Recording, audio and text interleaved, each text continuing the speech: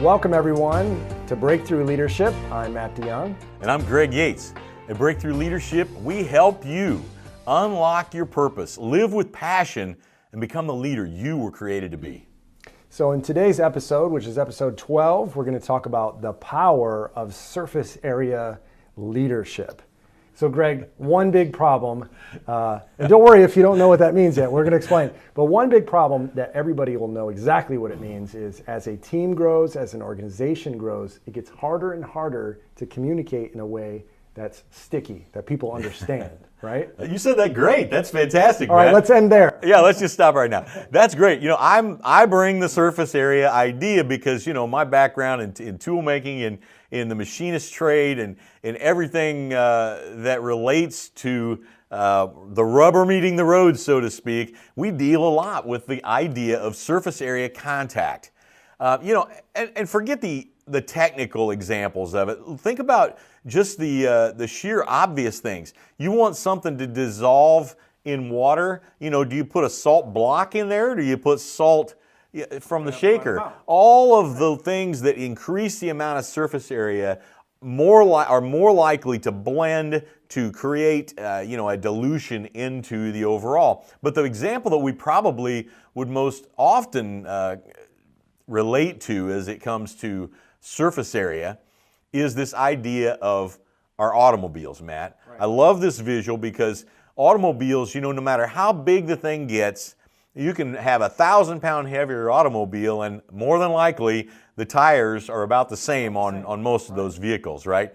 And the problem is that no matter how much power you've got in the engine, it's only transmitted to the surface, to the actual motion and momentum of the automobile, which the vehicle, which would be our businesses, right, is only transmitted right where the rubber meets the road. You've all heard the term, where the rubber meets the road. That's the surface area.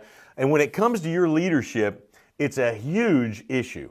If you don't have traction, you can't move forward. So it's got to have that contact. And you know, Matt, you mentioned right off the bat this idea of growth decreasing that. I can just tell you right now from a personal example, we went from about 30 employees to about 400 employees. Right. And during that time, the number of people that I was interacting with and gaining input from on a regular basis went from maybe 7 to 12. Yeah, you know, that's disproportionate, and it's not functional if you want true traction in your leadership. So you had a much heavier vehicle, but the tires did not increase in size that much, but still very, very effective in getting traction. So there's probably many areas where the rubber could meet the road in leadership and in business, but today we want to talk about at least three. And the first one, the surface area that we could talk about is kind of asking questions. Right. Now again, when we share these simple, universal, repeatable concepts, it sounds simple, but unpack what it means to ask questions. Well, you know, asking questions sounds like a simple thing, but the problem with leadership is that when we talk to people about what we're thinking or about our business, we tend to do the talking. You know, we're the ones who do the talking because obviously, you know, we want to convey our wisdom and our knowledge. When you're really in serious about surface area leadership, you're out there gathering information. Not only do you want to know information that you don't already know, but you want to understand through asking these questions whether or not people are going to give you the feedback that represents your culture, your mission, and all the other things that we talk about in these programs. So asking questions, Matt, that's the first step to increasing the surface area in your leadership. Yeah, so that first step, asking questions, I think there's a prerequisite, we're going to talk about it next, which is to listen. You have to ask questions and then also listen. Yeah. The tragedy of and I've fallen guilty to this so many times, the tragedy is we ask a question, but then we think it's our job to convince somebody to come over to our way of thinking. You know, we're so busy thinking about what we're going to say that we don't listen. Now, you've heard all that before, and I'm not going to berate it, but let's face it. The engine rarely knows what the road conditions are like. Okay?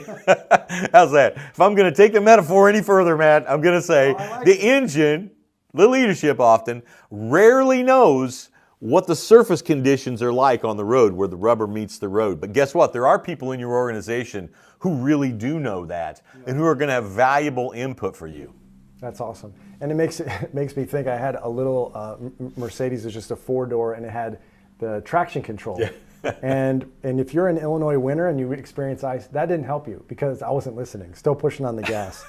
So the third part is surface area. The third thing is surface area besides asking, besides listening, is going to be to value diverse opinions. Yeah, it kind of goes back to what I said before. Your job is not to convince people to think the way you think. In fact, it should be a major red flag if all you're hearing is people parroting back to you what you already know. Right. If that's what's happening and people are only telling you what you want to hear, you've got a problem and your surface area has been restricted. Though communication is going one way and all you have is a mirror parroting back to you, what you want to hear. I think you got to value diverse opinions. You got to go look for them. Not just people who want to be antagonistic or people. We talk a lot about how to filter that out. That's not my point. My point is you have to value and listen to diverse opinions. That's awesome. So I earlier you mentioned the idea that when you grew so much in one of your past businesses that you didn't have to have you didn't have to have 400 points of additional contact. People can identify that with that, Greg, where they're saying, I want that kind of situation where I can communicate and it's effective and it's rubber meets the road type of stuff. So if people want that right now, leaders want that, what's one challenge that you could give them? Well, you got to make sure that you always maintain these 3 points of contact for surface area leadership. I kind of like the term surface area leadership, cool. And those 3 points are keep asking questions, always listen, and value diverse opinions. You may be the engine of leadership, but if you want to have traction, it's going to happen where the rubber meets the road. That's awesome. So now we want to hear from you on this YouTube video channel here. Comment below and let us know how you plan to use more surface area in your leadership, on your team, and in your organization. Of course, Matt, some of the best conversations we have are on our website. Go on over to morethanbreakthrough.com. Yeah, and while you're there, if you're not already on our email list, I encourage you to subscribe today, and we'll send you some free resources about leadership that you won't get anywhere else. You can do this, and the simple things that you do right now are going to bring the traction you need.